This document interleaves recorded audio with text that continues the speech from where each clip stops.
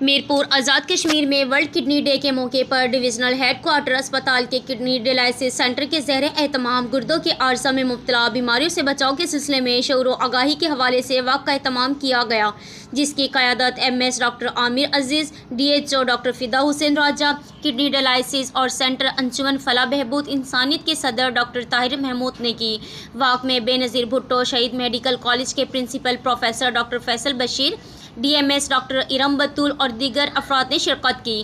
واقعہ DHQ اسپتال کے مین گیٹ سے شروع ہوئی اور کڈنی ڈیالائسس سینٹر میں اختتام پذیر ہوئی، جہاں شرکاء نے اظہار خیالات کرتے ہوئے کہا کہ گردوں کے امراض میں اضافہ باعث تفتیش ہے۔ اس بیماری کے خاتمے اور کمی کے لیے لوگوں میں گردوں کی بیماری پیدا ہونے کی وجوہات سے آگاہ ہونا ضروری ہے کہ کن کن عوامل سے ایک صحت مند فرد کے گردے فیل ہوتے ہیں۔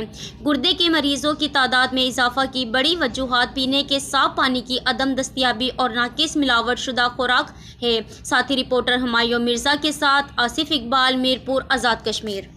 یہ رپورٹ آپ تک پہنچانے میں ہمارے ساتھ تعاون کیا تھا چنار لیو ٹیشو اور ریاض اسپتال میرپور نے۔